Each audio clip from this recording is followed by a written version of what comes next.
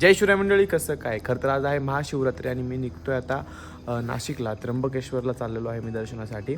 आणि पहिल्यांदाच असं होतं आहे की मी माझ्या गाडीवर एवढ्या लांब एकटा चाललेलो आहे. लांब म्हणजे 250 किलोमीटर आहे फक्त नाशिक इथून, मोशीतून. आणि आमचं आहे खरं तर मोशी नाशिक हायवेला असतं, त्याच्यामुळे हायवेला लागायला मला 1 मिनटंही लागणार नाही.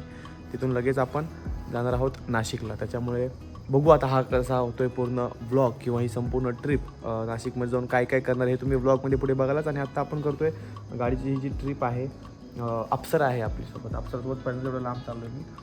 तर जी बी ट्रिप आहे ते आपण करतोय 0. किती किलोमीटर होतं आहे, काय होतं आहे हे सगळं आपण बघूया. आणि नवीन असाल तर नक्की आपण तुम्ही, आणि चॅनलवर नवीन असेल तर चॅनलला आत्ताच सबस्क्राईब करा, पूर्ण व्लॉग बघा आणि एन्जॉय करा. खरं तर मोठं ब्लॉगिंग करायची होती मला, पण सगळा रात्रीचाच प्रवास आहे, त्यात काय ब्लॉगिंग करायची म्हणलं मोठं ब्लॉगिंग, त्याच्यामुळे तो प्लॅन आपण कॅन्सल केला. मधल्या काही गोष्टी असतील तर मी सांगत आहे. तर आता 3:15 वाजलेले आहेत. आपल्याला पोहोचलं किती वाजतात बघू, कारण की लवकर जाऊन दर्शन घ्यायचं आहे. आज महाशिवरात्री आहे, त्र्यंबकेश्वरला भरपूर गर्दी असणार आहे मला माहिती आहे, पण बघू आपलं दर्शन कसं होतं आहे. जय शिवराय.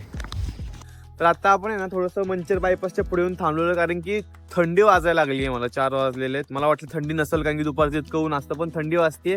त्याच्यामुळे आपण थोडंसं जे कपडे आणले होते थंडीसाठी ते घालणार आहे. भाई आपण रिस्क नाही घेणार, सर्दी वगैरे व्हायची त्याच्यामुळं, आणि थंडी वाजते त्याच्यामुळं आपण आणि थोडासा ब्रेक पण घेऊ म्हटलं, कारण की नियमानुसार दर 100 किलोमीटरला ब्रेक तर घेतला पाहिजे. 50 किलोमीटर चालते म्हटलं, ब्रेक घेऊन टाकू. काय थकलो तर नव्हतो, पण थंडी वाजत होती, त्याच्यामुळे आपण थोडंसं कपडे बदलून घेऊ. फक्त बदलून घेऊ म्हणजे एक शर्ट घेतलाय तो घालू फक्त वरतून, आणि निघू. आता डायरेक्ट थांबू कुठेतरी पुढं चहा प्यायला 5, 5:15 वाजता वगैरे. ठीक आहे, चला. तर थोडंसं घातलेलं आपण स्वेटशर्ट आतमधून. आता इथून निघूया आणि बघू 5:30-6 वाजता थांबलो तर एक व्हिडिओ शूट करू मस्तपैकी. आणि हायवेला लागलेलो, मंचर बायपासच्या पुढे आलेलो, त्यामुळे आता हायवे लागला मोठा.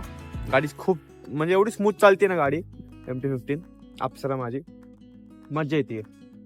जास्त ओव्हर स्पीड करत नाही, कारण की रात्रीचा वेळ आहे. ओव्हर स्पीड म्हणजे काही 80च्या वरती गेलेलोच नाहीये, जात पण नाहीये, जायचंही नाहीये. आणि तुम्ही पण असलं तर रात्रीचं तर जायचा विचार करू नका 80च्या वरती वगैरे. आता मी बघितली 2-3 मुलं खूप स्पीडने गेली, काय अर्थ नाही त्या गोष्टीला, कारण की रात्रीचं आपल्याला जेवढी आपली हेडलाईट आहे तिथपर्यंतच दिसत असतो रोड, तेवढंच चालवायचं, लाईकीच चालवायची गाडी, मग गाडी आपल्याला साथ देते. चला निघूया. तर मंडळी आपण आता 160 किलोमीटर गाडीचा रनिंग झालेला आहे. कसली दिसते गाडी, मला दिसते ना. तर जवळपास 160 किलोमीटर रनिंग झालेलं आहे. थांबलो, थोडासा ब्रेक घेतलाय चहा प्यायचा. चहा प्यायला आपण कुठं थांबलोय, तर हे जो दिसतंय तुम्हाला पट्टा, हा आहे समृद्धी महामार्ग. म्हणजे इकडे सरळ गेलं की नागपूर, इकडे गेलं की मुंबई. तर आपण अशा ठिकाणी येऊन थांबलेलो बरोबर. आणि याच्या पुढे मी बघितलं नाही, आता मॅपवर बघेल किती वेळ लागतो त्र्यंबकेश्वरला. जवळपास 1-1.25 तास 1.5 तास लागेल अजून तिथे. पण आपण आलेलो आहे, आता जवळ झालेलो आहे, काय विषय नाही. अर्ध्यापेक्षा जास्त रस्ता आपण पार केलेला आहे. बाकी चहा पिऊ, थोडंसं फ्रेश होऊ आणि निघू परत. अप्सरा आली इंद्रपुरी, तू न खाली पसरली. पोहोचलोय आपण त्र्यंबकेश्वरला आणि गर्दी भरपूर आहे.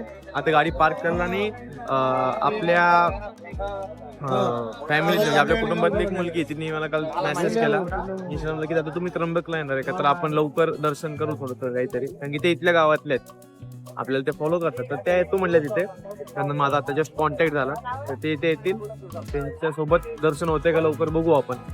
बाकी गर्दी भरपूर आहे. हर हर महादेव.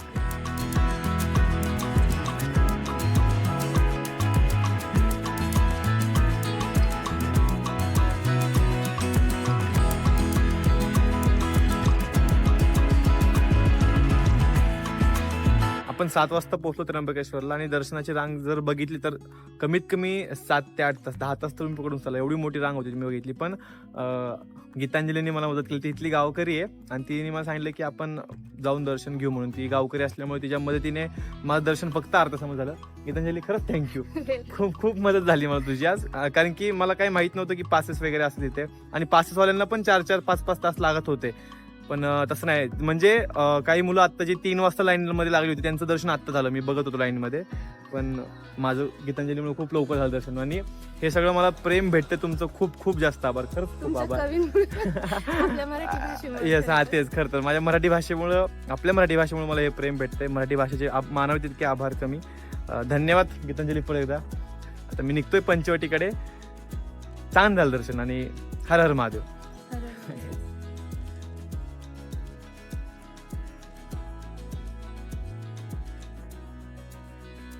इथे एक श्री स्वामी समर्थांचं केंद्र आहे, गुरुपीठ म्हणून.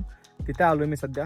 आणि खूप मोठे आहे ते. खरं तर जास्त व्हिडिओ शूटिंग अलाउडच नाही, जास्त काही अलाउडच नाही. तरी पण मी थोडंसं इथं कोण नाही म्हणून काढून घेतोय.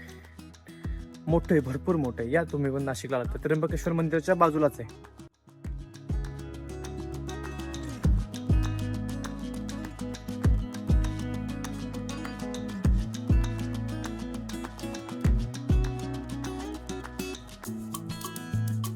त्र्यंबकेश्वर मंदिराच्या बाजूलाच नाशिकमध्ये श्री स्वामी समर्थांचं एक केंद्र आहे, गुरुपीठ म्हणून.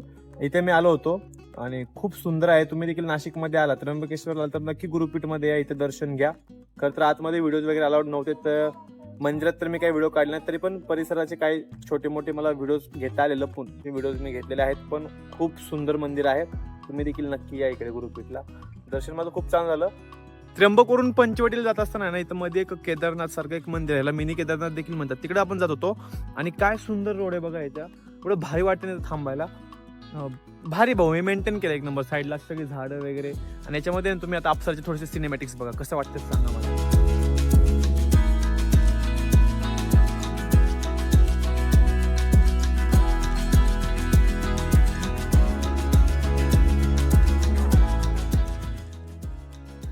पोचलो आपण डोंगरांच्या मध्ये असलेल्या या महादेवाच्या मिनी केदारनाथ मंदिराकडे. खरं तर डोंगरांमुळे या पूर्ण मंदिराला खरंच केदारनाथ सारखा अनुभव येत होता.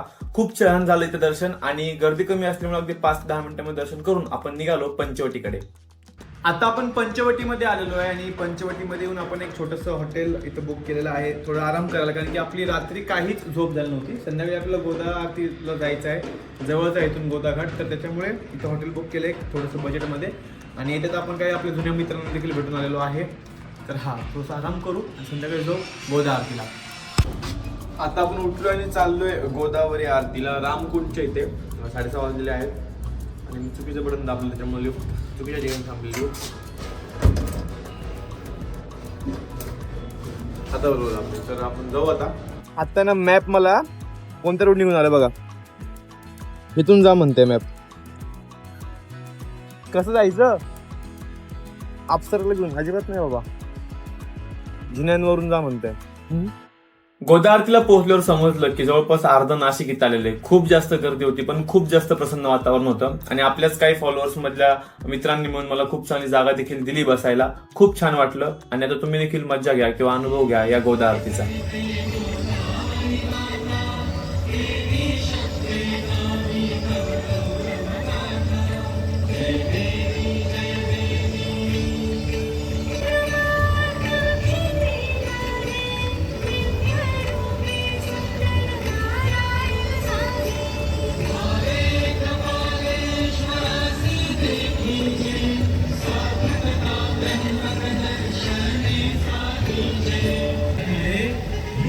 चंदन परिमळे ते पृथ्वी रूप गंध आगळे तव पूजा.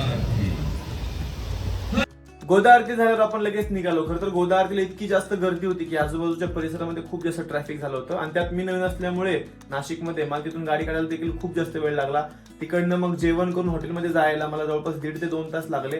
9:30-10 वाजता मी हॉटेलमध्ये पोहोचलो. आणि थोडंसं मॅच चालू होती त्या दिवशी, मला वाटतं इंडियाची नाही अफगाणिस्तानची मॅच चालू होती. ती मॅच बघितल्यानंतर आपण मस्तपैकी झोपलो. दुसऱ्या दिवशी सकाळी उठून आपल्या काही मित्रांना भेटल्यानंतर आपण लगेच तिकडनं निघालो पुण्यामध्ये. आणि खूप मस्त झाली नाशिकची ट्रिप. तुम्हाला देखील हा ब्लॉग कसा वाटलाय मला कमेंट्स नक्की कळवा. आणि ब्लॉग तुम्ही परत एकदा थोडासा लेटेस्ट पोस्ट करतो, त्यासाठी माफी असावी. जय शिवराय. आणि हा चॅनलवर नवीन असेल तर चॅनलला नक्की सबस्क्राईब करा. सबस्क्राईब करा प्लीज करा. जय शिवराय.